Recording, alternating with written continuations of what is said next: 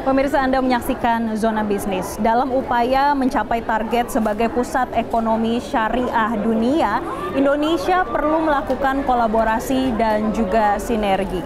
Dan salah satu kegiatan yang diharapkan bisa menjadi wadah sinergi semua pihak adalah kegiatan Indonesia Syariah Economic Festival atau ISEF. Sejak pertama kali diinisiasi oleh Bank Indonesia pada tahun 2014, ISEF menjadi salah satu platform utama dalam mempromosikan berbagai inovasi dan pengembangan di sektor ekonomi syariah, baik di tingkat nasional ataupun di tingkat internasional. ISEF 2025 mengusung tema sinergi ekonomi dan keuangan syariah, memperkuat kemandirian ekonomi dan pertumbuhan ekonomi inklusif.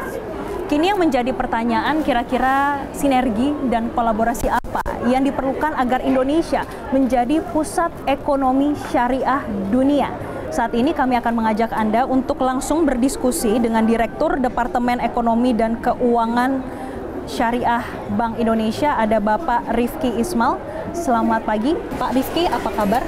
Baik, alhamdulillah. Makasih Mbak Jessica. Iya, Pak, ini kita lihat aja langsung ya Pak. Iya, rame banget Pak. Iya. Ini kolaborasikah antara Indonesia internasional bisa sampai seramai ini? Gimana iya, Pak?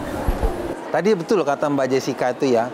Sebenarnya kalau ditanya Indonesia menjadi pusat ekonomi keuangan syariah global, sudah terjadi. Jadi di level global ada laporan State of Global Islamic Economic Report. Tahun 2025 itu menempatkan Indonesia di ranking nomor 3 di dunia. Jadi kita tuh sudah pelaku nomor 3, top 3 pelaku ekonomi syariah global. Kenapa bisa tercapai 3? Betul tadi, sinergi. ISEF ini sudah kita adakan 12 kali dengan tahun ini. Dan ini event merupakan kolaborasi dari Bank Indonesia, kementerian lembaga, asosiasi, masyarakat, termasuk ulama, termasuk lembaga keuangan syariah, pelaku usaha, pendidikan, guru-guru, semuanya ikut di sini karena ini memang hajatan nasional. Jadi memang kolaborasi yang kuat itulah yang membuat Indonesia sekarang bisa menempati ranking 3 dunia. Oke, sekarang posisi Indonesia nomor 3 di dunia. Ya. Kalau saya lihat pun sudah yang ke-12. Betul. Ya kan Pak? Di 12 tahun ini sebetulnya apa sih yang menjadi tantangan untuk menempatkan Indonesia berada di posisi ketiga dan memiliki target sebagai pusat ekonomi syariah dunia? Iya, nah jadi tantangannya itu kenapa kita ranking 3? Karena memang ada beberapa sektor halal yang diukur oleh standar ranking dunia. Salah satunya adalah fashion. Untuk fashion ini kita lantai fashion ini, kita di dunia nomor 1 untuk fashion. Jadi mengalahkan semua negara, kita nomor 1. Maka ini fashion paling banyak di sini standnya. Nah, kemudian untuk keuangan, lembaga keuangan kita belum nomor 1. 3 besar kita belum, tapi sudah masuk top 10. Kemudian makan minuman halal, itu juga kita sudah masuk, tapi belum masuk top 10, belum masuk top 3, ataupun masuk top 1, itu belum. Nah itu tantangannya. Kemudian yang kedua, sinergi ini harus lebih diperkuat. Makanya tema kita, ISEF tahun ini adalah memperkuat sinergi untuk menghasilkan ekonomi yang lebih resilient dan inclusive growth. Jadi ini sangat inklusif. Jadi siapapun bisa menikmati, siapapun bisa ikut terlibat dalam ekonomi syariah. Untuk apa? Untuk mendukung pertumbuhan ekonomi Indonesia. Dan alhamdulillah yang kita senang, ekonomi syariah ini sudah menjadi program ekonomi pemerintah. Kenapa? Karena sudah masuk dalam rencana pembangunan jangka menengah panjang nasional. Kita sebut dalam Astacita. Presiden Prabowo dan kabinet itu sudah memasukkan ekonomi syariah di dalam Astacita.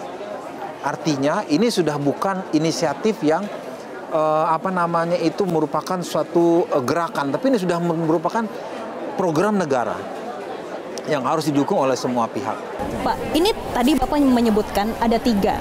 Ada pariwisata, ada makan minuman, dan juga yang paling besar adalah fashion. Ternyata Pak, sejauh ini untuk pertumbuhannya seberapa signifikan Pak? Ya, bagus itu ternyata.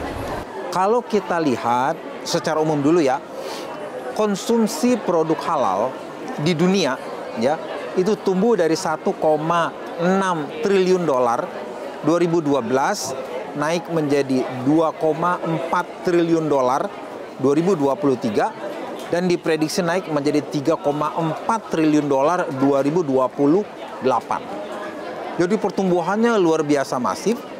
Kemudian kalau dari fashion ini nilainya untuk global, fashion Islami atau modest fashion yang kita sekarang lagi kembangkan, itu nilainya 318 miliar dolar 2022. Jadi ini memang mata dunia tidak melihat ekonomi syariah ini sebagai hanya pangsa pasar muslim, tidak. Ini semua yang tertarik dengan fashion akan ikut di sini. Oke, sebetulnya potensinya sudah dipetakan oleh Bank Indonesia, tapi tentunya ini perlu sinergi dan juga kolaborasi. Kami ingin tahu, Pak, sinerginya tuh seperti apa, kolaborasi dengan siapa yang diperlukan. Tapi tahan dulu karena kita akan jeda, tetaplah bersama kami dalam Zona Bisnis.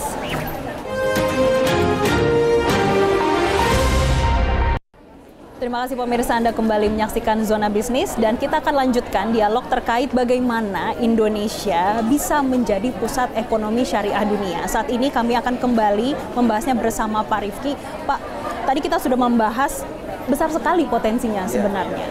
Dan ini masih banyak yang masih menjadi PR dan masih perlu digarap. Tentu untuk digarap ini tidak bisa sendiri dong, Pak. Ini pasti diperlukan sinergi dan juga kolaborasi. Dari Bank Indonesia, sinergi seperti apa yang sudah dilakukan dan kolaborasi yang dihasilkan tuh seperti apa, Pak? Kalau kolaborasi sinergi mungkin kita bisa buat beberapa segmen internasional, ya. Bank Indonesia, Kementerian Keuangan, Kementerian Luar Negeri itu adalah pendiri dari lembaga internasional syariah. Contohnya Islamic Development Bank, IDB yang di Jeddah itu Indonesia diwakili oleh Kementerian Keuangan. Bank Indonesia adalah co-governor, jadi wakil governor Indonesia di IDB. Jadi kita Islamic Development Bank, bahkan Indonesia tuh pemegang saham nomor 3 terbesar Islamic Development Bank. Kedua ada tadi yang kami sebutkan Islamic Financial Services Board, IFSB. Bank Indonesia pendirinya. Kemudian ada juga International Islamic Liquidity Management, itu lembaga yang menerbitkan sukuk global. Bank Indonesia pendirinya. Nah, jadi 3 lembaga itu sangat mendukung pengembangan ekonomi syariah di Indonesia melalui BI, Kemenkyu, tadi Kementerian Luar Negeri itu melalui OKI, organisasi kerjasama negara-negara Islam itu Kemlu lah dari Indonesia yang menjadi wakil Indonesia di situ. Jadi mewakili organ-organ inilah ekonomi syariah itu dikembangkan. Itu segmen pertama. Segmen kedua itu adalah dari sisi regulator. Tadi ekonomi syariah sudah menjadi program nasional, program pemerintah pusat, ya. Jadi otoritas di pusat sudah punya kesepahaman sama-sama mengembangkan ekonomi syariah. Kita juga sudah punya Komite Nasional Ekonomi Syariah yang membawahi kementerian dan lembaga. Kemudian di ISAF ini kita sudah meluncurkan itu namanya sinergi pusat dan daerah. Jadi pemerintah pusat dan pemerintah daerah, Pemda-Pemda sekarang sudah mempunyai alokasi dan program khusus pengembangan ekonomi syariah. Dikoordinatori oleh Bappenas. Dan itu kita launching di ISAF tahun ini, sinergi kolaborasi antara pusat dan daerah. KNEKS juga sudah punya KDEKS, Komite Daerah Ekonomi Keuangan Syariah. Itu segmen kedua dari regulator. Segmen ketiga itu sinergi antara semua pihak pendukung. Asosiasi, ormas, pesantren, lembaga sosial, semuanya itu bersatu padu dalam satu ekosistem, kita sebut ekosistem rantai nilai halal. Nah, itu yang segmen yang paling masif itu mengkolaborasikan antara regulator dan semua pelaku ekonomi syariah. Oke, itu adalah sinergi dan kolaborasi yang ya, dilakukan Bank Indonesia dan juga stakeholder untuk memajukan ekonomi syariah. Ya. Pak, tapi terkait dengan ekosistem ekonomi syariah di Indonesia sendiri, sampai saat ini perkembangannya seperti apa setelah berbagai sinergi dan juga kolaborasi sudah dilakukan? Ya, kalau kita sebut ekosistem, pertama kita harus melihat bagaimana elemen-elemen yang masuk di dalam ekosistem. Ya, tadi yang kami sebutkan elemen itu kita sebutnya rantai nilai halal. Itu mulai dari produksi barang-barang halal. Artinya barang halal itu tidak selalu makanan minuman. Semua produk ekonomi syariah ada di dalam situ. Dan kita buat dalam satu siklus, satu rantai yang semua prosesnya itu melalui proses yang sesuai dengan prinsip-prinsip syariah. Nah, jadi itu komponen maupun elemen-elemen dari ekosistem syariah atau ekosistem rantai nilai halal. Yang kedua, siapa pelakunya? Nah, pelaku-pelakunya tadi yang kami sebutkan, ada pelaku industri halal, lembaga keuangan syariah, otoritas, lembaga pendukung lainnya, termasuk juga Majelis Ulama Indonesia. Karena satu keunikan dari produk syariah ini harus ada fatwanya, harus ada label halalnya.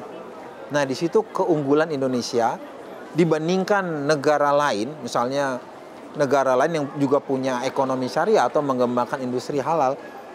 Label halal Indonesia itu lebih diakui di internasional. Kenapa? Karena Indonesia negara muslim terbesar. Jadi kalau produk internasional pun, kalau dia mengaku produknya halal, labelnya masih minta dari Indonesia. Nah, karena Indonesia lebih diakui. Nah, itu jadi kalau kita bicara pelakunya. Kemudian kita bicara konsumennya. Kan ekosistem termasuk konsumen. Konsumennya nggak usah disebut lagi. Besar banget nih, Pak. Indonesia hampir 300 juta dan 88% muslim. Oke, itu dari sisi ekosistem, Pak. Tapi kita juga pengen tahu dong, kalau posisi Indonesia dalam ekosistem ini, menurut dunia tuh seperti apa sih, Pak? Ya, jadi dunia melihat tadi, indikator yang selalu diacu orang adalah State of Global Islamic Economic Report. Nah, jadi dunia memposisikan Indonesia nomor 3. 3 dari sektor-sektor halal yang mereka ukur. Kemudian juga pandangan dunia berikutnya adalah event ISEF ini. Nah, ini event yang tidak hanya untuk Indonesia tapi juga untuk perhatian global. Buktinya apa? Yang kemarin kami adakan seminar internasional itu level global, yang datang itu Vice President Islamic Development Bank. Jadi lembaga internasional bank pembangunan Islam, itu orang nomor 2-nya. Sengaja diutus untuk jadi pemateri. Nah, itu salah satu rekognisi global bahwa Indonesia ini tidak bisa dipandang sebelah mata untuk ekonomi syariah. Ini juga kalau kita lihat modus fashion banyak sekali bule-bule yang datang. Nah, ini satu juga informasi teman-teman pemirsa ya. Bulan lalu itu Indonesia ikut di dalam modus fashion global yang diadakan Turki. Itu event fashion terbesar di dunia. Indonesia buka stand. Kami kebetulan hadir, lihat sendiri. Yang menarik ya, Mbak, dari sekian, itu ratusan stand yang ada, yang paling ramai Indonesia. Nggak tahu tuh mereka. Indonesia memang fashionnya sederhana, tapi menarik. Apalagi kita punya wastra. Ya. Wastra kita tuh sangat menarik. Dan itu tidak hanya tadi di Turki, di London, di Jerman. Mereka minta supaya Indonesia juga masuk ke pasar di sana. Oke, berbagai potensi ini masih besar sekali untuk digarap ya, Pak. Tentunya ini tidak bisa sendiri, Bank Indonesia juga berkolaborasi dan juga sinergi. Terakhir, Pak, untuk ISEF, ini kan sudah ke-12 kali. Iya. Kira-kira adakah target tersendiri, Pak, dari Bank Indonesia untuk tahun ini? Ya, tentu target pasti ada. Kenapa? Karena Bank Indonesia punya blueprint pengembangan ekonomi keuangan syariah. Sudah kita, 2 kali kita, jadi periode pertama, itu berakhir 2025 dan kita sudah buat periode kedua 2025 sampai 2030. Dan blueprint pengembangan ekonomi keuangan syariah Bank Indonesia itu bagian dari yang kita sebut Master Plan Ekonomi Keuangan Syariah, MEKSI. Ini level nasional. Dan MEKSI pun bagian dari program Astacita pemerintah. Jadi itu semua terkoneksi di dalam program nasional. Jadi kalau ditanyakan apa target-targetnya? Target-targetnya adalah target-target yang sudah dicanangkan Bank Indonesia di dalam blueprint. Target-targetnya itu udah jelas ratusan miliar kalau sebut target-target. Dan itu semakin tahun target itu semakin ditingkatkan. Oke, tentunya kita berharap untuk ISEF yang diselenggarakan untuk ke-12 kali ini bisa berlangsung dengan lancar. Amin. Dan Indonesia bisa segera menjadi pusat ekonomi syariah dunia. Amin. Terima kasih Pak Rifki atas insight-nya untuk pemirsa Sama-sama. Metro TV. Dan demikian wawancara kami, pemirsa tetaplah bersama kami dalam Zona Bisnis. Jelajahi cara baru mendapatkan informasi. Download Metro TV Extend sekarang.